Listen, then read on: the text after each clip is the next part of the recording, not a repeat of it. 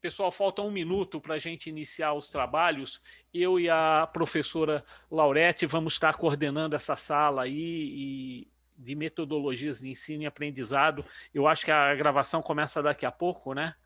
Às 14 horas já, então. Então, boa tarde a todos e a todas. Hoje nós estamos iniciando a sessão 2 do Cobenge 2020, que está ocorrendo de forma virtual aí, devido à pandemia. Eu gostaria de me apresentar. O meu nome é Gilmar Barreto, eu sou professor da Universidade de Campinas, do departamento da Faculdade de Engenharia Elétrica e de Computação. Eu vou estar sendo auxiliado nessa coordenação dessa sala pela professora Laurete Sauer, que é da Universidade de Caxias do Sul. A metodologia Metodologias de Ensino e Aprendizado, que é o tema dessa sessão, ela tem 12 trabalhos para serem apresentados. Nos primeiros 30 minutos, nós iremos discutir os primeiros 4 trabalhos, que serão projeto integrador em um curso de engenharia mecânica, estudos dirigidos de metodologia complementar para o ensino e aprendizado de cálculo, aplicação do método de mínimos quadrados como recurso educacional de aprendizagem prática para identificação de sistemas e controle, e a análise de perfil do aluno ingressante nos cursos de engenharia e tecnologia para o desenvolvimento de metodologias de ensino e aprendizado.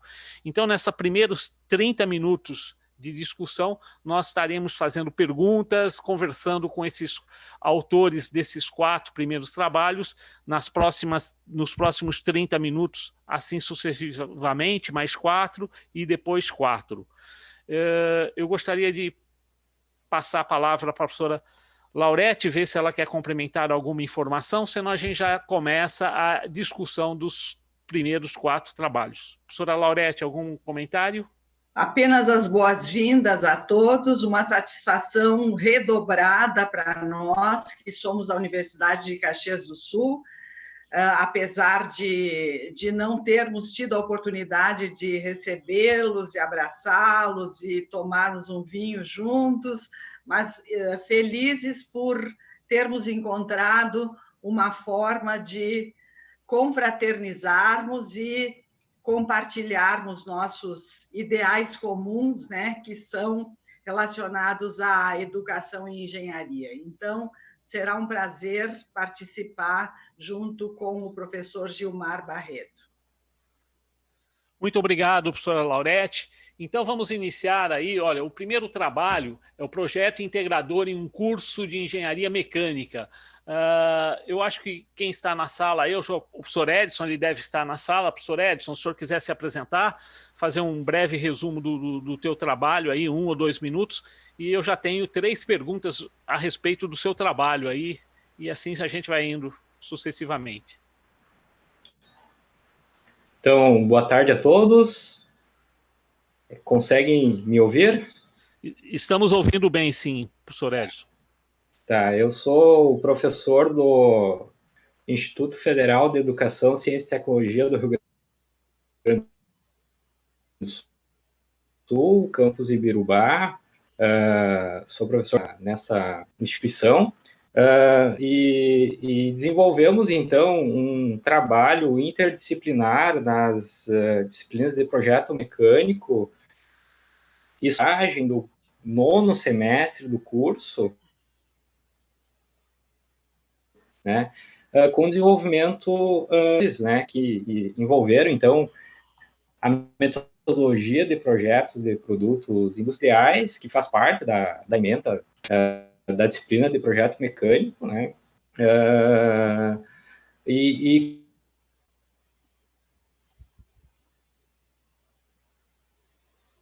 Professor Edson, o seu som está cortando um pouco. Se você desligar, talvez a câmera fique melhor, viu? O seu som, às vezes, ele picota. Ah, certo. Tá. Assim, então, desenvolvi, né, de projeto mecânico e utilizamos aí o componente soldagem para realizar a fabricação, né, dos protótipos. Então, foi uma atividade que nós conseguimos, então, casar tanto a metodologia de projeto de produtos industriais com as metodologias ativas, né, que a gente vê que é cada vez mais importante, né, essa aplicação, inclusive fomentado pelas próprias novas DCNs, né, que já estão vigentes, né,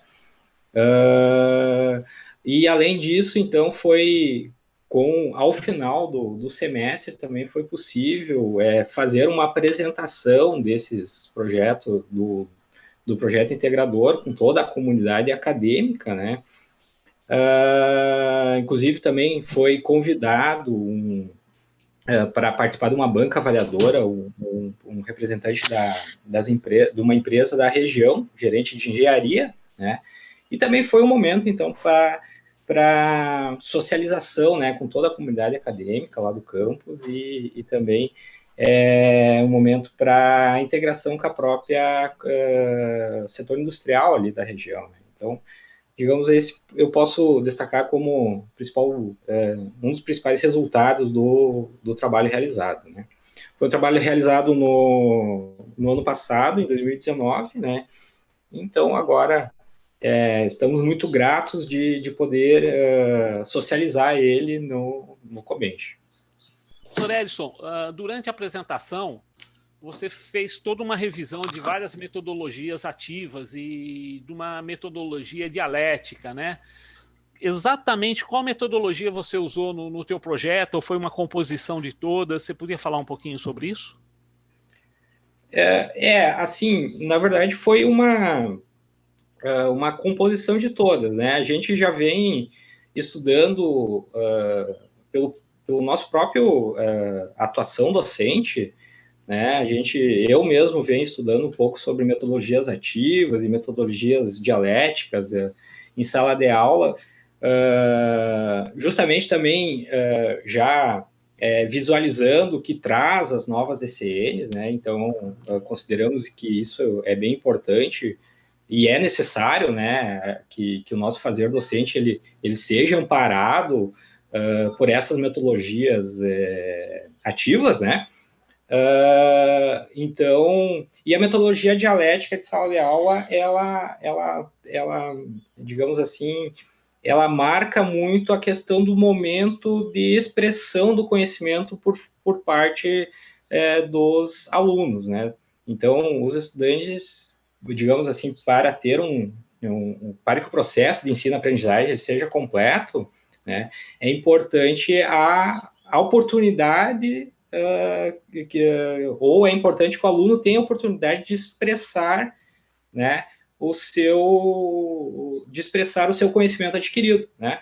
Então, com o projeto integrador, isso foi possível, né? Justamente, então houve essa integração nessa parte, né? Porque no projeto integrador o aluno ele vai lá e desenvolve e trabalha em cima do objeto de estudo, né? De uma maneira mais ativa do que em comparação com uma metodologia tradicional de ensino, né? Então, nesse ponto, eu vejo que houve, então, essa integração, né, do projeto integrador com a metodologia dialética de sala de aula, né? Mas houve também a aplicação, né, da própria metodologia de projeto de produtos industriais, que faz parte da metodologia, da ementa da própria disciplina, né? Então, eu acho que houve, então, esse casamento, né, de várias metodologias em um trabalho, né, em um único trabalho. Então, parabéns, Edson, pelo trabalho. Eu prometo que a última pergunta, depois eu passo para a professora Laurete, ver se ela tem alguma pergunta sobre o seu trabalho ainda. A ideia do desenvolvimento de produtos para o laboratório que vocês adotaram é uma ideia muito interessante e ela deve ser incentivada, inclusive, nas outras escolas. Eu gostei muito dessa proposta que vocês fizeram. Vocês já possuem ideias para o próximo semestre para desenvolver novos produtos? Com certeza. Temos, na verdade, assim, essas ideias, elas surgem no início do semestre. O corpo docente ele se reúne E esses projetos integradores, então, eles são discutidos, né? E muitos colegas, professores, então, eles possuem demandas dos seus laboratórios, demandas até de empresas parceiras, né? Então, essas demandas, elas são discutidas, né, nesse momento inicial de planejamento das atividades, né, para a sequência do semestre, né, das nossas aulas. Então, neste ano, nós estamos trabalhando com o tema acessibilidade, né?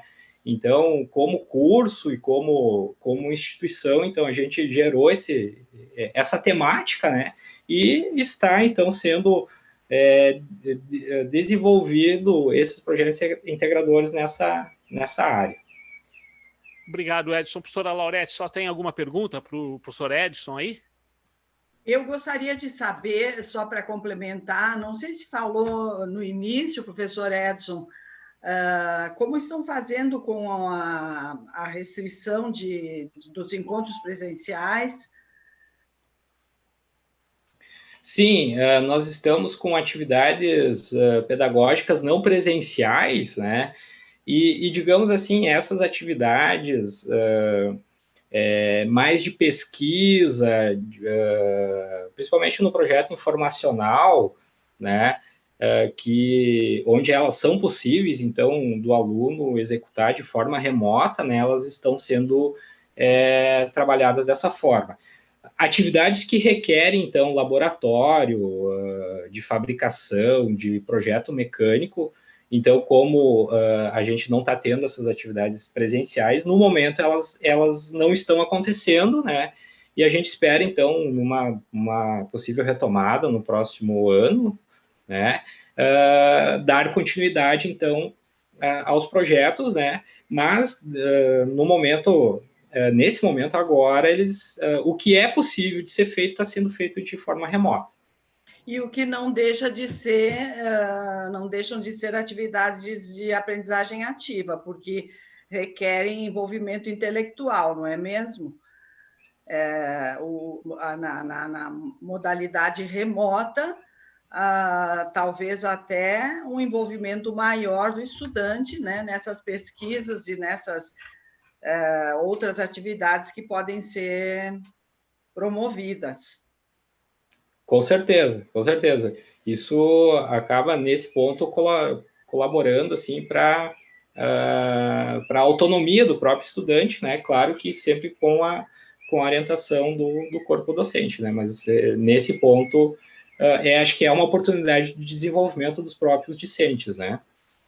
Perfeito. Obrigada.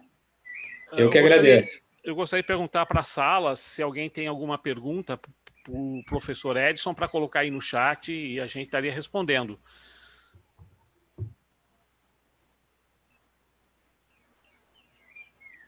Edson, agradeço. Se houver perguntas nos próximos 30 minutos ainda, aí você responde aí para a gente, tá bom? Mas parabéns pelo trabalho aí. Muito obrigado pela oportunidade. Parabéns pelo trabalho aí. Tem uma pergunta já. Quantos alunos participaram das atividades, Edson? Você já responde, assim, já é do Luiz Henrique. Foram 9 alunos. Era uma turma pequena, turma de concluintes do curso, né? Nós tínhamos 9 alunos participando. Obrigado, Edson. Vamos passar, então, agora para o trabalho Estudos Dirigidos, uma metodologia complementar para o ensino e aprendizado de cálculo. Quem fez a apresentação do vídeo foi o professor Eduardo Snyder. Professor Eduardo Snyder, o senhor quer fazer uma breve descrição do teu trabalho e eu já tenho perguntas a respeito desse tema aí também. Ok. Tudo bem, professor Gilmar? Boa tarde, professora Laurete. Boa tarde a todos e a todas. Então, eu sou o professor Eduardo Schneider, do Centro de Engenharias da Universidade Federal de Pelotas. A gente desenvolveu exatamente esse trabalho com relação a um projeto de ensino que nós temos desenvolvido aqui no Centro de Engenharias da UFPEL, que é um projeto chamado Estudos Dirigidos em Matemática Aplicada e Aplicações em Engenharia. Então, a ideia do projeto é exatamente ensino de cálculo focado em resolução de problemas aplicados. Então, a ideia toda é como que a gente faz, então, para o nosso estudante aprender cálculo, dado que o problema disparador, então, é um problema aplicado, um problema simples, é claro, de engenharia, né? A gente sabe que problemas reais são muito mais complexos e a gente não consegue resolver com ferramentas simples, igual cálculo diferencial integral, mas dá uma ideia, então, para eles como que a gente faz, então, né, dado um problema simples, não muito complexo, como que a gente faz, então, para utilizar as ferramentas do cálculo, como que a gente aprende cálculo, então, utilizando esses problemas disparadores. Então, a ideia nossa no projeto é exatamente tentar diminuir um pouco as taxas de evasão, retenção, reprovação, né, que é conhecido, né, a problemática que essas taxas são altíssimas nos cursos de engenharia. A gente sabe que várias instituições, a exemplo da nossa, utilizam outras metodologias, tipo programas de monitoria ou programas de pré-cálculo para auxiliar alunos serem bem-sucedidos nessas disciplinas, mas muitas vezes só isso não é suficiente, né? A gente precisa ter alguma coisa a mais. Então, os estudos dirigidos, na verdade, eles se baseiam em encontros periódicos que nós fazíamos com nossos alunos. A gente não tinha uma turma fixa de alunos.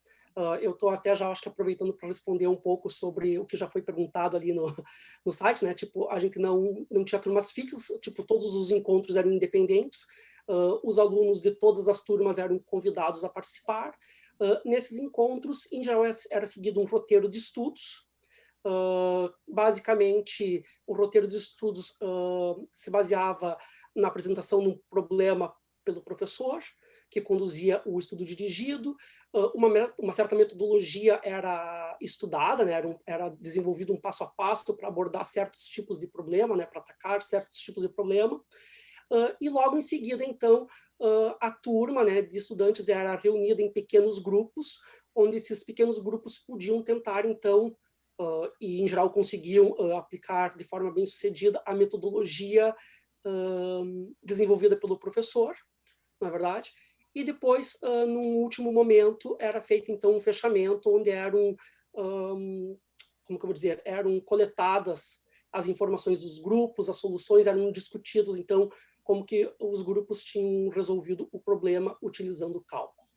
Dentro desses estudos dirigidos, então, tanto o professor quanto um bolsista que a gente tinha do projeto, ele podia dar suporte aos alunos, né, enquanto eles desenvolviam as atividades, e era mais ou menos essa metodologia dos encontros. O que a gente fez exatamente ao final do projeto, coletar então as percepções dos nossos estudantes, saber, né, fazer uma pesquisa de satisfação deles, uma pesquisa de opinião deles, do que eles tinham achado do projeto e como que o projeto tinha então colaborado, né, com a aprovação ou o entendimento deles dos conteúdos de cálculo, né? A gente, assim, teve resultados satisfatórios, embora a gente, tipo assim, a gente não possa comprovar que participar do projeto acarretou, né, contribuiu de forma efetiva para a aprovação. Essa foi a percepção dos nossos alunos, tanto é que de 25 participantes que foram entrevistados, 20 deles acabaram tendo aprovação. Então, tem uma certa correlação, né, entre participar do projeto e efetivamente ser aprovado. A gente está tentando desenvolver ferramentas que possam, de fato, medir, né, esse tipo de efetividade do projeto, embora não seja muito fácil, porque, como eu disse, né, a aprovação de uma disciplina de cálculo ela acaba sendo multifatorial, né, ela não depende só de participar de um encontro ou alguma coisa assim, né, depende de vários fatores, mas é esse basicamente o trabalho desenvolvido. O Edson, parabéns, Eduardo, parabéns aí pelo trabalho. Tem uma pergunta, eu acho que a pergunta da Carolina você respondeu em parte, mas ela, no final ela fala o seguinte: extrapolar a metodologia para turmas mais numerosas, quer dizer, como que seria isso? Como que você dividiu essas turmas? Houve essa divisão da turma, né? Não, a questão foi essa, professor Gilmar. O que a gente fez foi oferecer o projeto, né, turmas do projeto para todo o Centro de Engenharias do UFPEL. Nós temos 10 cursos de engenharia, entre engenharia e de engenharia no UFPEL. A gente tentou vislumbrar qualquer horário que o maior número possível de estudantes pudessem participar desses encontros. Em geral, a gente oferecia o mesmo conteúdo em mais de um horário, mas os alunos eram convidados de forma transversal, né? A gente não chegou para uma turma e disse, alunos de tal turma, todos precisam participar do encontro que vai ser na quarta-feira de tarde. Não, era um convite, participavam os alunos que tinham interesse. Então, a gente não fez nada de forma obrigatória, né? Tipo assim, era por adesão. Então, a gente ainda não tem um projeto de tornar esses encontros obrigatórios, se tem sim um projeto de oferecer em mais horários. Mas dada a demanda de alunos que a gente teve, tinha bastante variabilidade também de alunos atendendo a cada uma das turmas, a cada um dos encontros, né? Então, eu não sei bem como ainda oferecer, transformar isso numa atividade atrativa para todos os estudantes do Centro de Engenharias. Essa que é a questão. Quer dizer, o trabalho ele foi desenvolvido de maneira presencial, né? Não foi ainda em atividades remotas, né? Correto. Esse trabalho foi conduzido no ano de 2019. Todo o trabalho foi baseado nas turmas que a gente teve no ano de 2019. No ano de 2019, a gente teve mais de 25 encontros presenciais, então, com esses alunos. Essa turma que a gente optou por fazer o estudo foi a turma de Cálculo B, que a gente tinha um grupo bem praticamente fixo de estudantes que sempre atendiam os encontros. Então, a gente teve 5 encontros e praticamente a turma que acompanhou os encontros foi a mesma desde o primeiro até o 5º encontro. A turma de Cálculo A, ela foi bem heterogênea, a gente tinha encontros com adesão de 30, 40 estudantes no encontro, mas tinha turmas com adesão de 4, 5 estudantes, dependendo do horário, dependendo do dia, dependendo do período do semestre, em função de provas, enfim, teve muita variabilidade. Então, mas tudo isso foi desenvolvido durante o ano de 2019. Vocês pensam em... Quer dizer, você deve ter pensado como fazer isso em tempos de pandemia, né? Fazer isso remotamente. Você chegou a pensar nisso, etc. É uma pergunta desafiadora, né? É bem desafiadora, vou dizer a verdade, é bem desafiadora. Como que eu vou dizer? Até, assim, a gente chegou a pensar em alguma coisa, a gente até começou a desenvolver um pequeno projeto de pré-cálculo, junto com outros professores do Centro de Engenharias, mas a gente não conseguiu vislumbrar a questão desse projeto exatamente, fazer ele de forma à distância, porque em função de algumas dificuldades técnicas, porque a questão de colocar os alunos exatamente juntos, numa mesma mesa, para discutir as coisas, acaba sendo um pouquinho diferente do que a gente fazer isso online. Então, a gente teria que modificar um pouco a ferramenta para poder ter uma metodologia parecida, uma dinâmica parecida de cada encontro. Essa que é a questão. A gente está pensando como a gente vai fazer isso, a gente ainda não chegou a uma conclusão. Vamos ver o que nos reserva. Ok, Eduardo, obrigado. Aí, professora Laurete, a senhora tem alguma pergunta para o professor Eduardo? Não, muito obrigada, fiquei satisfeita com a discussão do Eduardo. Ok, muito obrigado, Laurete. Para a sala aí, se alguém tem alguma pergunta, por favor, coloque no chat para o professor Eduardo, e assim sucessivamente. Vocês podem ir colocando perguntas no chat, que durante a explanação a gente vai falando aí, respondendo essas perguntas também. Tá bom, pessoal? O próximo trabalho fala aplicação do método dos mínimos quadrados como recurso educacional de aprendizagem prática para a identificação de sistemas de controle. É o Edson Leonardo aí. Edson Leonardo, seja bem-vindo aí. Por favor, faça a sua apresentação e mostre o que trata esse trabalho aí. Depois a gente faz as perguntas para você. Muito bem. Beleza. Boa tarde, pessoal. Obrigado pela oportunidade. Bom, eu tenho 2 trabalhos aí que vem na sequência, né? Então, esse primeiro trabalho, a ideia dele foi tentar desenvolver junto com os alunos, e isso ainda estávamos, né, no modo presencial, uma forma de poder trazer para esses alunos, né, situações aí que se aproximem mais do cotidiano, porque muitas vezes a gente sabe que as disciplinas aí, principalmente as disciplinas aí de engenharias, né, que tem muita carga prática, às vezes essa prática não é tão visível assim quando a gente leva ela para um modelo teórico, né? Então, a ideia desse trabalho foi justamente apresentar para os alunos, né, através de um experimento prático, uma possível viabilidade aí em confrontar, né, os resultados tanto desse modelo prático quanto um modelo teórico, né? Então, ali a gente acabou desenvolvendo, né, junto à turma, um experimento onde os alunos tiveram a oportunidade ali de enxergar na prática realmente como fazer a aplicação aí, que no caso seria, né, dos métodos dos mínimos quadrados aí, e confrontar aí os resultados teóricos. Então, essa foi a ideia desse primeiro trabalho. Então, com isso, de fato, né, a gente percebeu que o aprendizado dos alunos em si aconteceu de maneira mais satisfatória. Ainda esse trabalho ele ficou faltando justamente aí uma possível extensão, porque a gente acabou não avaliando efetivamente, né, diante aí de outras turmas aí como que seria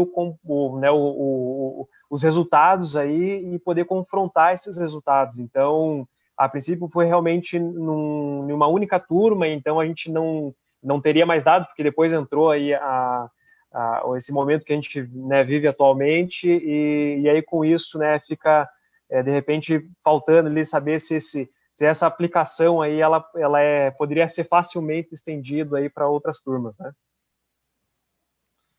Ok, Edson. Eu fiquei com... Tem dois comentários para fazer sobre o seu trabalho. Eu li o seu trabalho, eu gosto muito, eu trabalho também com modelagem de dados, etc. Uhum. O primeiro comentário é Aguirre. O Aguirre, ele é lá da Universidade Federal de Minas Gerais. Vocês puseram uma letra a mais no sobrenome dele, lá depois você faz a correção do trabalho. Ah, tá bom, obrigado. É Aguirre. Beleza. Eu fiquei em dúvida, você conseguiu algo que realmente me surpreendeu. Você tem duas curvas, depois o pessoal pode acessar o trabalho e verificar. Você tem uma curva do modelo teórico e tem do modelo prático. E o modelo prático ficou com melhor resultado que o modelo teórico, né?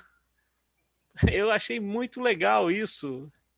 Você tem ideia por que isso aconteceu? Bom, que assim, também a princípio, né, justamente essa modelagem que a gente extraiu ali de valores, né, como a gente acabou utilizando ali, né, a métrica do R quadrado, né, para poder fazer ali um efeito de comparação, o que acontece é que quando a gente olha justamente para a média ali extraída, né, a curva prática apresenta-se um resultado mais aproximado ali, né, do que o modelo teórico. Mas acho que a ideia principal aqui realmente era poder fazer esse confronto, né, entre mostrar para o aluno, né, que ele possa vivenciar. Às vezes a gente sabe que em muitas disciplinas a gente acaba somente passando teoria, e isso acaba ficando um pouquinho distante de poder enxergar, né? Então, em relação a esse resultado, acho que é muito mérito ali mesmo até da própria escolha dos componentes que a gente acabou utilizando ali, né? Então, acho que talvez isso tenha favorecido um pouco ali para que a curva prática ela ficasse um pouco mais aproximada aí do que um experimento teórico, né? Então, acho que é mais ou menos nesse sentido que aconteceu aí. Bom, mas parabéns pelo resultado, é surpreendente isso. Vocês deviam ter explorado mais o trabalho, porque realmente foi muito bacana isso. Eu acho que os alunos se motivaram bastante. Se eu estivesse participando do grupo e realizando esse experimento, eu ficaria extremamente feliz. Professora Laurete, a senhora tem alguma pergunta? Tranquilo, professor. Como eu estou cuidando do tempo, eu estou até anotando algumas coisas. Se der tempo, a gente insere. E depois sabemos que todos os e-mails dos autores constam dos trabalhos, né? Eu acho que depois a gente vai convidar todos para que, se não der para discutir tudo durante a sessão, a gente possa continuar também após o evento, né? Com certeza, com certeza. Eu acho que é uma oportunidade muito... A gente tem que fazer esse tipo de interação, né, com os Exatamente, colegas que a de gente conhecer, está né, convivendo essa trabalhos. tarde aí, né? Exatamente. Mas, professor Edson, eu gostei muito desse seu trabalho aí, tá bom? E Obrigado. o Aguirre é um livro que está sempre na minha mesa. Esse é o problema. Não é É um fácil, não. clássico. É um trabalho muito bem feito do professor Aguirre. Quem sabe no próximo ano o Cobenji sendo realizado em Belo Horizonte e tendo acabado essa pandemia. Vamos torcer para que dê tudo certo, né? Apesar de que eu estou em São Paulo, em Campinas, e voltamos para uma fase amarela aqui, e os hospitais estão lotados, e está muito triste. Aqui, assim como aqui no Rio Grande do Sul. É. Tá bem preocupante. O próximo trabalho continua sendo do Edson Leonardo dos Santos, que é a análise de perfil do aluno ingressante nos cursos de engenharia e tecnologia para o desenvolvimento de metodologias de ensino e aprendizado. Por favor, a palavra é sua, Edson, novamente, aí faça um relato desse trabalho e depois a gente tem algumas perguntas também sobre o trabalho. Muito obrigado. Bom, eu até peço perdão, acabei não me apresentando, eu sou professor aqui no Senai, em Curitiba, e esse trabalho, ele é um trabalho aí onde a gente deu início, né, a uma transição justamente de metodologia. Então, a instituição, ela tem passado aí nesse último ano aí, principalmente aí com as entradas dos cursos de engenharia, né, até então a gente só estava com os cursos de tecnologia, e para esses cursos de engenharia, né, então houve-se aí uma proposta de trabalhar muito forte aí os cursos na questão do perfil do egresso. Então, o perfil do egresso ele é norteado justamente pelas habilidades e competências que esse aluno tem que ter, né? Então, esse trabalho foi justamente um trabalho aí, de início, onde a gente tentou buscar ali informações, né, para que a gente pudesse conduzir aí, pelo menos, né, no decorrer aí dos cursos que já estão em andamento, até mesmo aos que estão entrando aí, né, situações onde a gente possa tentar aplicar ali a parte de ensino, né, de uma maneira mais efetiva. Então, esse segundo trabalho que a gente desenvolveu, então ele foi um trabalho muito mais por parte aí dos professores, então a gente acabou fazendo ali uma pesquisa deixa eu confirmar que a quantidade tem um número até expressivo ali de alunos aonde a gente acabou aplicando essa pesquisa, e deixa eu só confirmar aqui com um trabalhinho. Então foram ali 215 alunos, né, onde se dividiu ali em 4 cursos, né, e a gente acabou aplicando, né, 2 tipos de questionário ali para esses alunos, um voltado para justamente tentar descobrir o perfil desse aluno, se ele foi um aluno que chegou recentemente na graduação, ou se já é um aluno, né, que está um tempo parado. E juntamente com esse questionário a gente acabou fazendo ali perguntas do tipo, qual que seria a forma de aprendizado, então o que acabou refletindo muito no aprendizado tradicional, né, então aquela situação em que principalmente aí muitas escolas trabalham ainda hoje em dia, que é na questão do professor, né, mediador, e o aluno apenas como ouvinte. Então, isso a gente já tinha uma ideia de que fosse acontecer dessa forma, né? De fato, os resultados mostraram isso, e em um segundo momento, a gente então pegou ali algumas questões, principalmente do Enem, né? De provas do Enem, que ela traz dentro dessas questões aí justamente as habilidades e as competências.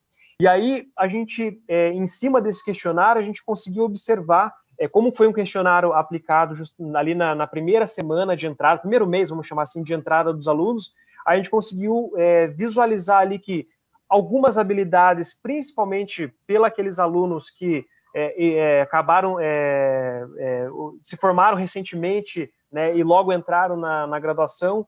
Então, eles já possuíam algumas habilidades, então, dessa forma, a gente, né, se deu por satisfeito, então a gente entende que isso é algo que não precisaria ser sido trabalhado, mas, da mesma forma, teve algumas habilidades, né, que mostrou-se ali um percentual onde os alunos não detinham, né, essas habilidades. E isso fez com que nós, professores, pudéssemos aí, então, tomar estratégias em sala de aula, né, buscando aí recuperar essas habilidades, né? Então, isso aconteceu, né, de uma forma de propor uma revisão de conteúdo, ou até mesmo ali de trabalhar em específico, né, uma determinada habilidade ali que o aluno carece, né, que deveria ter já no seu ensino médio, mas que ele não atingiu. Então, esse trabalho foi um trabalho bem interessante aí, que mostrou, né, essas informações aí para nós, que aonde acredito aí que, com certeza, né, a gente tem passado aí por muitas mudanças no nosso ensino, e que justamente essas questões de habilidades e competências, acredito que vai ser fortemente aí algo né, a ser discutido aí e ser implementado aí pela grande maioria daí das universidades, né? Edson, parabéns aí pelo trabalho. Surgiu uma pergunta do Wanderson é sobre o trabalho anterior, mas eu acho que nós temos ainda 4 minutos, dá para você responder. Ele pergunta se o experimento foi realizado em laboratório e qual o número de alunos participantes. E os resultados experimentais apresentados constituem em resultados individuais ou valores médios obtidos pelos alunos. Certo. Assim, esse experimento ele foi aplicado por uma turma, me foge agora o número, acredito que era algo entre 25 a 30 alunos, uma turma de tecnologia, e o experimento ele foi prático, né, embora ali no material a gente acabou colocando uma imagem de um simulador, mas sim, o experimento ele foi prático, foi real mesmo, né? E esses valores, né, eles foram extraídos ali de um grupo, né, seleto ali de alunos. Então, assim, a parte, no caso do experimento teórico, né, os resultados foram iguais. E já a parte do experimento prático, justamente por ter uma variação, tolerância de componentes eletrônicos, né, então, com certeza, ali, os resultados entre, né, os grupos ali de trabalho, eles tinham ligeiras diferenças que eram justificadas justamente pela tolerância ali dos componentes, tá? Mas acho que foi mais ou menos nessa linha aí que a gente acabou trabalhando aí com a turma, tá? Ok. Obrigado, professor Edson. A professora Laurete, se tem alguma pergunta aí para o Edson, né, a respeito desses trabalhos aí? Não, queria parabenizar o Edson pelos trabalhos realizados, muito interessantes, e merecem ser discutidos. Os participantes não gostariam de perguntar, talvez a gente possa... nós temos mais 2 minutos, daria para... Tem mais uma pergunta que surgiu aqui no chat, o Felipe queria falar alguma coisa. Felipe, pode perguntar, então. Sou Felipe. Vocês conseguem me ouvir? Sim. Sim. Ótimo. Professor Edson, parabéns. Eu acho louvável essa preocupação com os alunos no início do curso. E eu fiquei um pouco preocupado, assim, fiquei pensativo em relação ao engajamento dos outros professores. Como é que acontece? É algo pontual, assim, uma preocupação de alguns professores? Ou isso é uma preocupação do corpo docente, né, como um todo, seja da faculdade ou do curso específico? E se vocês, né, em conjunto, direcionam essas ações para melhorar o ensino a partir desse nível de aluno que vocês recebem. Certo. Então, o nosso curso, né, ele é um curso relativamente novo. Ele iniciou-se em 2015. Então, hoje a gente tem um grupo mais expressivo, né, de professores, e o que justamente motivou esse trabalho e a transição aí do metodologia. Então a gente justamente estava muito naquele modelo, né, tradicional, onde o professor lá mediador, né, apenas expondo o conteúdo, e aí a gente se deparou com essa troca, né, onde a gente tinha que trabalhar muito a competência e a habilidade que aquele aluno ele deveria possuir após, né, o encerrar aí do curso. Então, justamente essa troca, né, de metodologia fez com que os professores, né, abraçassem a causa, vissem e discutissem que era um momento justamente de a gente parar, sentar, conversar, e como que a gente poderia, né, efetuar essas mudanças, né, porque justamente não é uma mudança só para o aluno em si, né, mas também para os professores, né? Então a gente tem professores de várias faixas etárias, professores que se formaram recentemente, né? Então iniciando carreira, assim como os professores mais antigos. Então acho que essa mistura, né, de conhecimento aí foi muito importante aí para que a gente pudesse trocar ideias aí, né, e pudesse discutir, né, o que a gente poderia fazer aí, justamente na entrada desses alunos aí, né, para a gente pudesse trabalhar essa questão aí das novas, né, habilidades e competências aí dos alunos. Então foi mais ou menos assim que aconteceu. Muito obrigado. Eu que agradeço. Ok, Edson, muito obrigado aí. Antes que a professora Laurete puxe nossa orelha, a gente já está 1 minuto atrasado agora com relação ao 5º trabalho. Mas vamos lá, então. Mas podemos depois a gente volta. Sem muito estresse. Sem Claro. muito estresse. Exatamente. O próximo trabalho é elaboração de vídeos como método de avaliação em laboratório de máquinas elétricas. Esse trabalho ele é da minha autoria, junto com o professor Matheus e o professor Paulo, aqui da Universidade Estadual de Campinas, da Faculdade de Engenharia Elétrica e da Unicamp. Qual foi a motivação da gente realizar esse trabalho, né? Historicamente, né, o laboratório de máquinas elétricas, os alunos entram, acionam as máquinas e eles realizam o experimento, fazem um relatório. Esse relatório, às vezes, é feito... anteriormente era feito em casa, hoje ele é feito no momento do laboratório. E aí o que acontece? Os grupos são de 4 ou 5 alunos, dependendo da turma, né? Por bancada. E aí o que acontece? Um aluno fica responsável pela montagem, outros alunos, 2, ficam responsáveis por tirar as medidas e acionar as máquinas. Um 4º aluno fica responsável pelo laboratório, pelo relatório, e assim fica o semestre todo. E muitas vezes esse aluno responsável pelo relatório, ele tem o banco de relatórios de semestres anteriores, corrigidos, etc.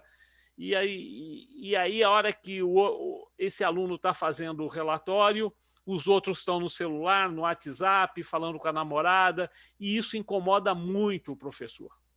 Mesmo aquele aluno que está durante a medida, que está realizando a medida, o responsável pelo relatório, ele fica sem atividade nenhuma. Então, para quebrar essa tradição do usual, né, que ocorria nesse curso, o que foi determinado?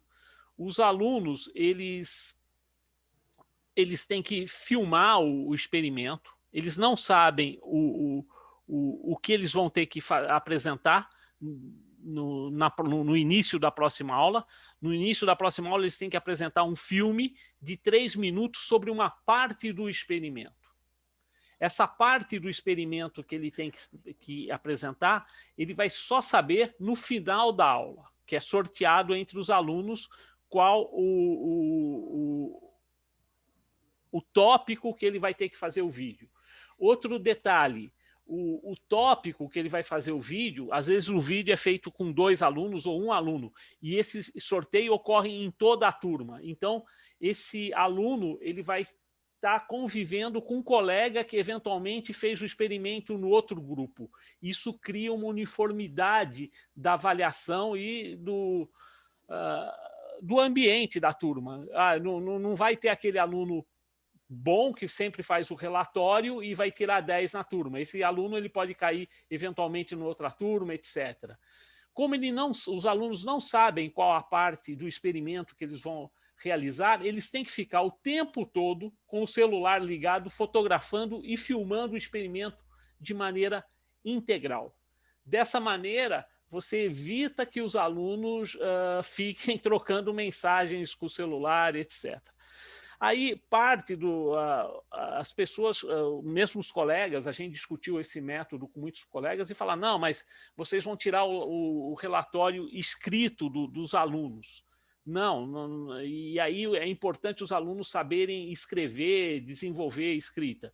Então, eles no final do curso, eles têm a oportunidade de escolher um dos tópicos que eles foram sorteados e escrever um trabalho de divulgação científica usando o template do Cobenge. E a gente incentivou eles também a submeter esse trabalho que eles escreveram sobre essa metodologia de ensino, etc., sobre a elaboração de vídeos para o Congresso. Eu não sei o índice de trabalhos que foram submetidos e eventualmente aceitos, mas eu posso dizer, tem uma pergunta que saiu aqui no chat, que a Carolina Castilho Garcia falou, qual o percentual, metade da turma, ou seja, metade, quer dizer, são 7 grupos, que são 2 alunos que são sorteados, às vezes são 6 grupos, etc. São 6 vídeos, mais ou menos, por aula que são elaborados. Metade, de 3 a 4, eles apresentam no final trabalhos para serem avaliados, e esse trabalho dá um acréscimo na nota. Então, eles se motivaram realmente a escrever esse trabalho. A gente divulgou o Cobenge na turma e eles ficaram muito satisfeitos com esse ambiente, com isso daí. Tem uma outra pergunta, né, do Alan, né, da Universidade UFCG, que ele pergunta se essa metodologia continua sendo aplicada nesse período de pandemia. O que eu posso dizer, Alan, é o seguinte: as máquinas elétricas, elas exigem grandes correntes, etc. Então, 2020 não teve o laboratório de máquinas elétricas, ele está sendo projetado para ser aplicado em 2021, sendo que em 2021 nós devemos trabalhar, a gente colocava 4 grupos de alunos por experimento, talvez a gente coloque apenas um grupo por experimento, mas isso está sendo discutido. Posso dizer o seguinte: nos laboratórios de eletrônica, o que nós fizemos? Os laboratórios de eletrônica são que a gente montou kits, tipo que era, o pessoal mais antigo vai lembrar da Universal, ou que a gente comprava no correio, aqueles cursos à distância, e eles montaram esses que a gente mandou pelo correio, e eles estão realizando os experimentos em casa com os kits. Mas isso é questão de eletrônica, são coisas pequenas, etc. Agora, máquinas elétricas, infelizmente, eles têm que ir lá para o laboratório, têm que usar instrumentos com alta tensão, alta corrente, então isso inviabiliza eles realizarem a nível remoto esse experimento. Então, a gente está tentando criar, esperando que a pandemia acabe, etc., para que a gente possa receber os alunos no laboratório. Então, de maneira remota não está ocorrendo isso. Mas a gente tem todo o banco, né, desse laboratório filmado, todos os experimentos, etc., filmados com o trabalho que os outros alunos fizeram. Então, era isso aí, esse trabalho elaboração de vídeos como método de avaliação em laboratório de máquinas elétricas. Eu não sei se alguém tem alguma outra pergunta. Eu respondi as perguntas que estavam aqui na sala, e eu não sei se tem mais alguma pergunta ou se a professora Laurete quer fazer alguma pergunta sobre o tema ou os participantes da sala.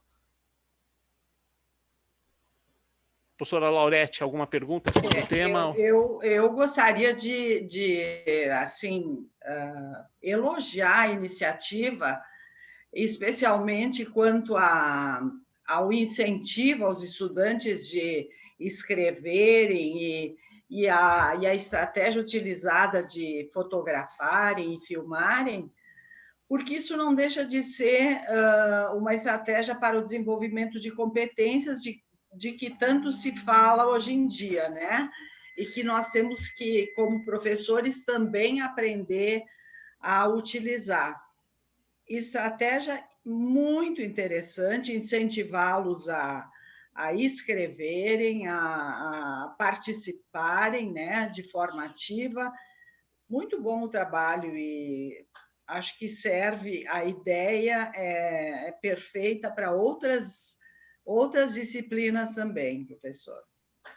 Parabéns. Obrigado, Laurete. E isso se vocês lerem o trabalho, no final a gente fez vários questionários, várias questões para os alunos responderem, e um dos tópicos que eles falam, olha, eu fiquei muito satisfeito de aprender a fazer vídeos, criar vídeos didáticos em 3 minutos, transmitir essa ideia em 3 minutos. Isso é extremamente importante saber, porque muitas das empresas hoje em dia pedem que o aluno elabore um vídeo sobre a sua pretensão, etc., as suas competências, e essa formação a gente acabou, de certa maneira, criando que esse curso possibilitou os alunos treinarem essas habilidades aí, conforme a professora Laurete acabou de falar.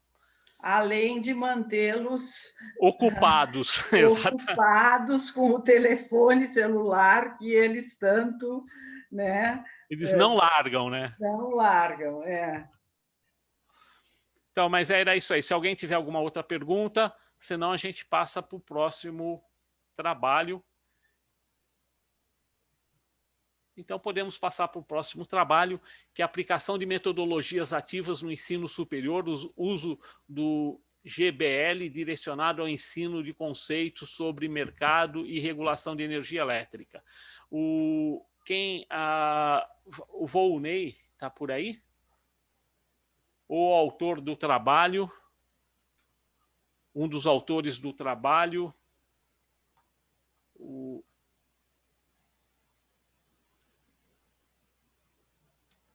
tenho a Lilian, o Eike, o Daniel.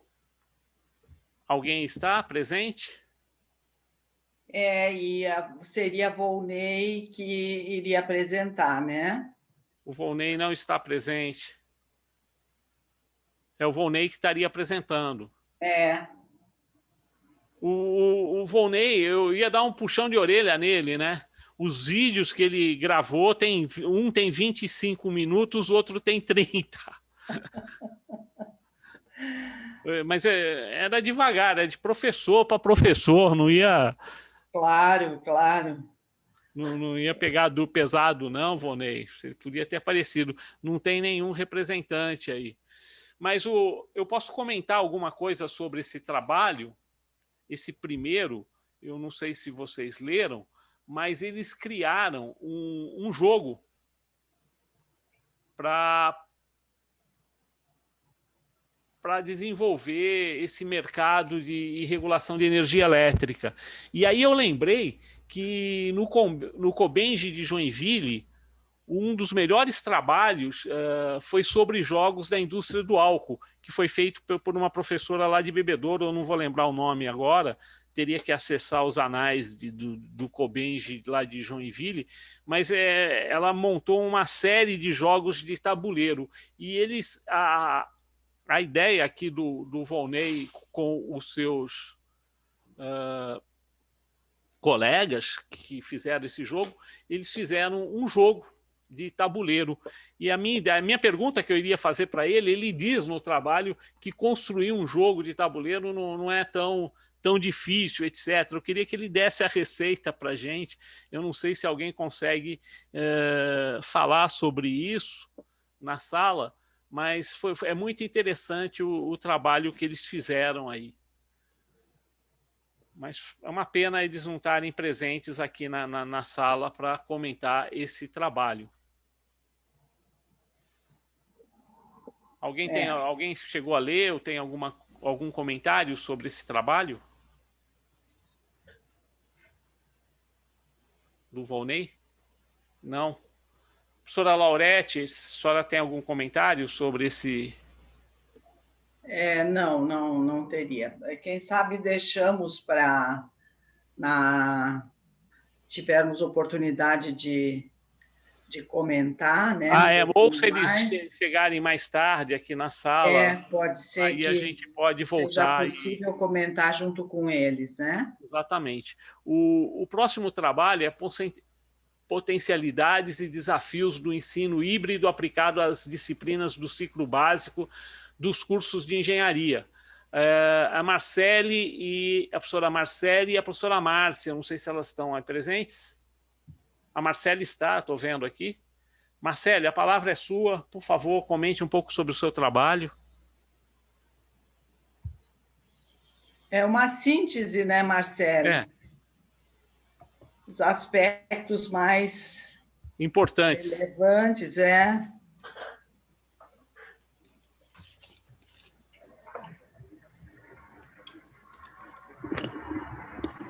Ou a Márcia? A Márcia também. Márcia, tudo bom, Márcia?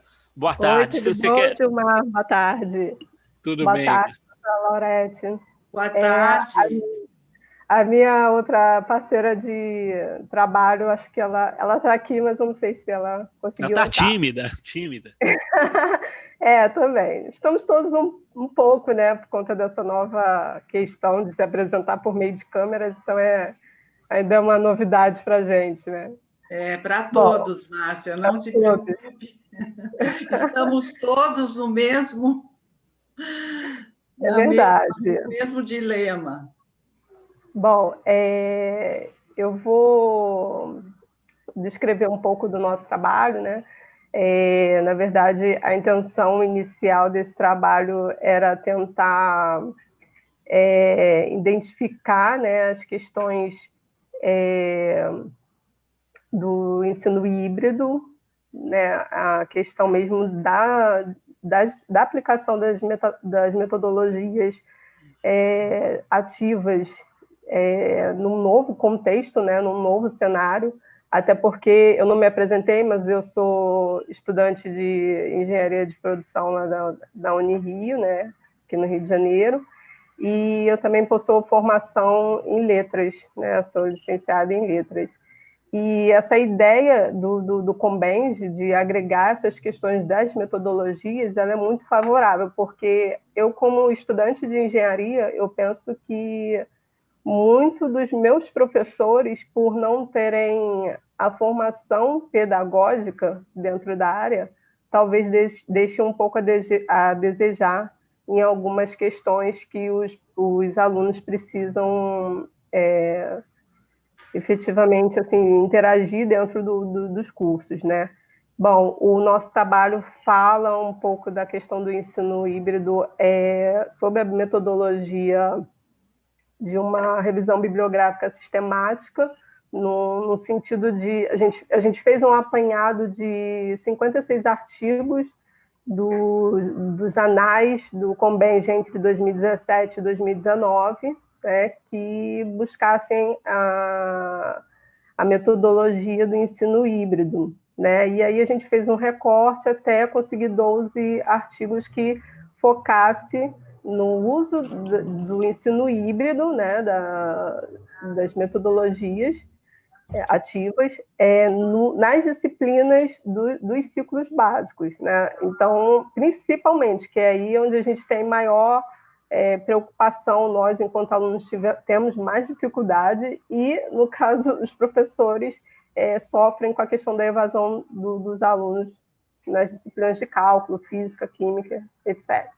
Então, a ideia foi pegar todos esses artigos, tentar fazer um filtro de quais citavam a questão da potencialidade do ensino híbrido de fato e quais falavam também da questão dos desafios.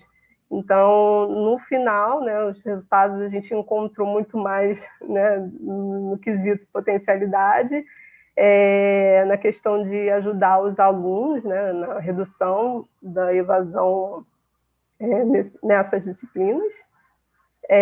A questão também de que o método ele acaba sendo muito mais significativo quando a gente se depara as questões que o mercado de trabalho também traz, né? O mercado de trabalho ele demanda profissional ativo, um profissional com pensamento crítico, que esteja mais interligado com as ações do trabalho. Então, não adianta você ter uma aprendizagem muito forte do lado teórico, mas no sentido prático você não conseguir adaptar essa teoria dentro da prática. Então, são essas relevâncias. E os desafios seriam até mais para o lado do professor em si, né? Porque demanda mais carga horária, né? Ele precisa ter um planejamento mais robusto, ele precisa ter um tempo a mais para elaborar um plano de aula mais efetivo para esses alunos, né? E, consequentemente, ele acaba passando do tempo de aula ali, né, ministrado. Então, uma questão positiva pelo fato de você aprender novas ferramentas, ter novos recursos de aula, mas, por outro lado, sobrecarrega esse professor, né? Então, é uma questão aí que a gente encontrou como um desafio. Márcia, parabéns pelo trabalho, eu acho muito interessante. Eu acho que a pandemia veio acelerar esse processo, né, que vocês estão desenvolvendo, né? Sim, com certeza. E foi a partir disso que a gente tentou, assim, foi justamente na pandemia ver essa questão de como encontrar respostas, né, antes. E mais para frente a gente está pensando até em fazer um comparativo, né, de quantos artigos mais para frente aí pelo Combenge a gente vai ter falando sobre isso, mas já nas questões de fato aplicadas, né? O que eu vejo é o seguinte, no curso nosso, a gente está ministrando um curso esse semestre de circuitos de corrente alternada a nível de pós-graduação. E está muito interessante porque nós temos alunos de todo o Brasil participando. Alunos legal. não estariam participando porque não teriam condições de se deslocarem das suas cidades até Campinas e ficarem para assistir uma aula 4 horas semanais de aula. Então, o que ocorre? Eles estão... eu tenho um aluno que está em Tucuruí, então eu estava falando sobre transformadores, ele abriu o celular dele e mostrou, olha, o transformador que você está falando agora, eu estou aqui com um semelhante aqui do lado, etc. Então, tem gente do Brasil inteiro participando, tem gente alunos de Manaus, tem alunos de Joinville, então é uma turma muito... A gente tem aula às 8 horas da manhã, todos estão na sala às 8 horas. Então, é muito interessante essa oportunidade que a pandemia está nos dando de ter esse curso de maneira virtual. Ele está sendo muito agregador, coisa que a gente talvez tivesse um preconceito enorme se não tivesse tido essa oportunidade. Então, eu acho que, às vezes, a gente tem que ver coisas positivas também nesse sentido. Com certeza, professor Gilmar. Eu acho que hoje isso vai ser uma tendência, não tem como negar, né? A gente já está inserido nisso, mas talvez tentar criar novos mecanismos. Por exemplo, você tinha dito na questão do laboratório, né? Agora, no período de pandemia, isso não foi possível. talvez ano que vem, né, em 2021, as coisas melhorem e assim a gente consegue aplicar essas metodologias de fato no laboratório. Então, hoje eu faço algumas disciplinas na faculdade, mas as de laboratório, de fato, eu não tenho como realizar, né? O momento não permite, mas é importante ter esses mecanismos, né, para a questão de laboratório e tudo mais. Eu também acho que quanto ao trabalho dobrado, Márcia, qual é a sua impressão? Porque às vezes isso é uma dúvida que eu tenho também. Nós todos praticamente começamos a nossa profissão utilizando estratégias tradicionais de ensino, né? E alguns de nós há bastante tempo, né, já estão se reciclando e renovando. Será que não é uma questão de prática essa tarefa se tornar mais simples, não tão trabalhosa, né?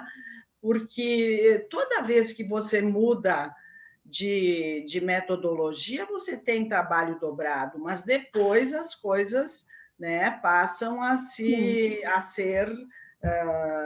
mais fáceis, mais, né, simples. Então, eu penso que nós não vamos ter volta, né? Eu acho que todo esse aprendizado dessa pandemia, de todo esse aprendizado, muita coisa vai ficar, né? Porque está nos mostrando que vale a pena. Sim, sem dúvida, professora Laurete. Eu acho que no início, eu acho até, na verdade, que quando a gente colocou essa questão desse ponto de sobrecarga dos professores, eu acho que estava numa visão muito lá atrás ainda, né? Então, como a gente pegou no período de 2017 até o ano passado, ninguém pensava, né, de um dia ter que... aconteceu uma pandemia e todo mundo, vamos, agora chegou a hora... Agora tem que ser. Tem que ser e vamos lá. Não tem jeito. Então, acho que realmente, na visão que alguns artigos trouxeram, talvez não pensou-se nisso, né? Seria mais uma questão de, por exemplo, eu ainda tenho que filmar as aulas, né? Alguns artigos falavam da questão de preparar uma videoaula para os cursos de cálculo, depois dentro de sala de aula... que a gente nunca tinha feito, né? Sim, e aí num outro contexto, botar numa plataforma, orientar o aluno a ir lá, ver o vídeo, comentar na sala e tudo mais. Então, essa demanda, muitas vezes eles trabalham sozinhos, eles não têm uma equipe de produção e coisa e tal, para poder controlar tudo isso, e aí sim gera a questão da sobrecarga, né? Mas hoje, no início, todo mundo teve uma dificuldade muito grande, mas acho que hoje, como isso vai ser uma tendência, hoje as pessoas estão começando a se familiarizar. E aí eu concordo com você que, aos poucos, isso vai passar a ser um trabalho mais leve, certamente. Márcia, a Marcele chegou. Marcele, você quer comentar alguma coisa? Depois eu... Boa tarde. Desculpa, gente, eu saí por 1 minuto, e é 1 minuto que acontece. Mas é o seguinte, eu peguei a apresentação da Márcia, foi ótima, ela explicou muito bem o que a gente fez. E, assim, a professora Laurete, que ela comentou, é bem isso. Existe uma curva de experiência, né? Que no começo é muito difícil, mas depois isso tende, com certeza, a se facilitar. E, inclusive, nesse meio tecnológico, respondendo um pouco da pergunta, alguns materiais que são feitos, eles servem até para facilitar futuras aulas, futuros trabalhos. E, então, assim, tem que tentar enxergar esse potencial digital como uma forma de auxílio e não como uma sobrecarga. A gente entende que isso, sim, no começo é penoso para qualquer pessoa, né? E agora, na pandemia, Eu até brinco que não, os professores eles não foram convidados a se atualizarem, eles foram intimados a se atualizarem de qualquer maneira, não teve opção, né? Então, infelizmente, isso não foi de forma planejada, mas agora eu acredito que com essa nova visão de mundo que a gente está entrando, né, isso vai passar a ser muito mais aceito por parte do corpo docente, de forma que vai potencializar o ensino. Então, é isso. Eu só gostaria de comentar, tem uma charge que saiu num jornal e a gente utiliza isso depois num trabalho, é uma mãe falando assim, a professora folgada, essa da minha filha, deu somente 20 minutos de aula. E aí, na outro quadrinho, tem a professora. Levei mais de 3 horas para gravar, editar, subir no YouTube, criar o link, enviar essa videoaula de 20 minutos. Bem objetiva para não cansar os alunos. Aí um colega nosso falou, ela levou 3 horas, eu levo 3 dias para preparar essa aula de 20 minutos. É mais ou menos isso que a Laurete acabou de falar. Exatamente. Que a Márcia e a Marcele descrevem no trabalho. Realmente, a gente, para gravar 20... Todos nós, para gravar esses 8 minutos de vídeos, com exceção do Volney, que gravou 30 minutos, a gente viu o trabalho que deu, né? Então... professor... Com certeza.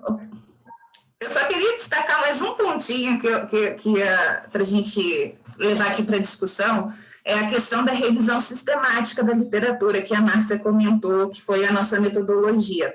E, assim, eu acho muito importante a gente destacar que a revisão sistemática é muito útil, porque ela justamente ela integra diversos estudos que foram feitos ao longo de muitos anos, estudos muito bons, trabalhos muito bons, que, infelizmente, a gente não vê integração entre eles. Hoje, na palestra de abertura do professor Benedito Guimarães, ele falou do volume de produção que o Brasil tem, né, que a academia tem, e muitas das vezes esses estudos eles são estudos excelentes e a gente não consegue integrar esses estudos para se complementarem, sabe? Então, assim, essa metodologia que a gente utilizou, né, eu até conversei com a Márcia, foi bastante rica para a gente conseguir compreender que tem muitos estudos bons, assim, sendo feitos, sendo realizados, mas que ele precisa ser estruturado, esquematizado de uma forma integrada para a gente conseguir potencializar os resultados, porque senão fica pesquisa por pesquisa, palavras vazias, palavras que ninguém vê, estudos e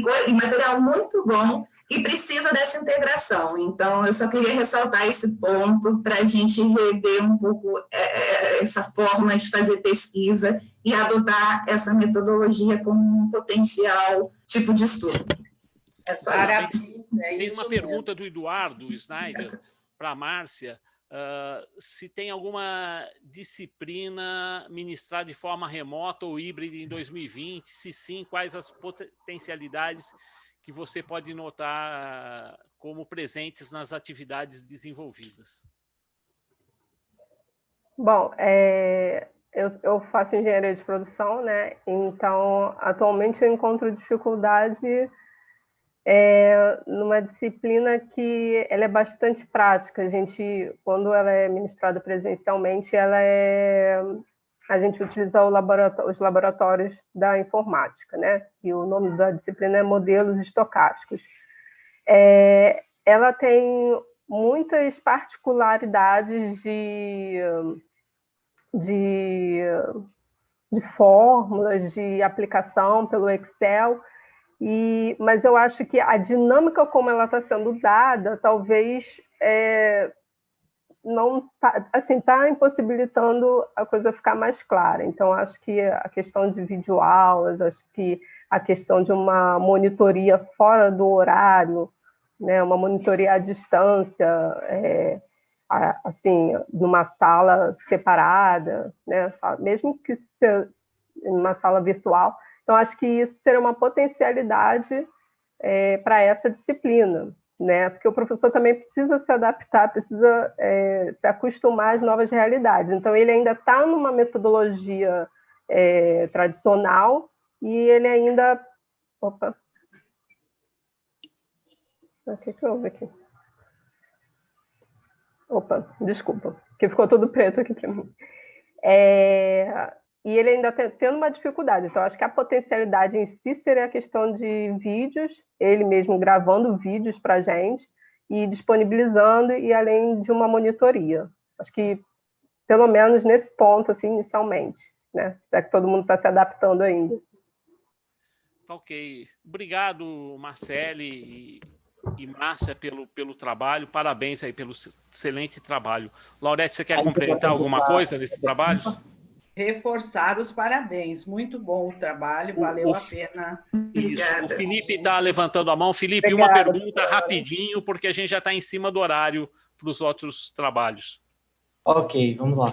Me chamou a atenção no trabalho de vocês na classificação, né, das metodologias utilizadas, que eu achei ótimo o referencial que vocês trouxeram, e quando chega lá nessa tabela, nenhum artigo utiliza modelo de rotação, nem laboratório rotacional, nem rotação individual, modelo à la carte, e eu fiquei com uma dúvida, né, me chamou a atenção se possivelmente esses pesquisadores ou esses professores, eles não sabem exatamente a metodologia que estão utilizando.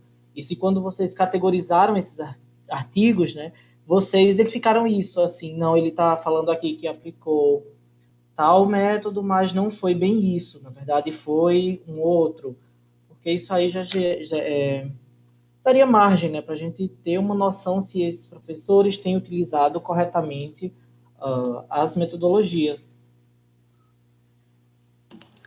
Bom, Felipe, esse ponto que você levantou é muito importante, porque realmente a gente conseguiu observar, né, nessa pesquisa que existe uma subutilização das metodologias, entendeu? Existe uma gama enorme de possibilidades e as pessoas insistem em usar uma única. No nosso entendimento, isso acontece por causa que, no caso específico dos trabalhos, que a gente só identificou sala de aula invertida, que é o modelo mais prático e mais próximo da realidade atual. Os demais modelos são modelos um pouco mais disruptivos, e aí precisaria de um pouco mais assim, de interação, um pouco mais de uma formatação mais detalhada, mais apropriada para ser feito.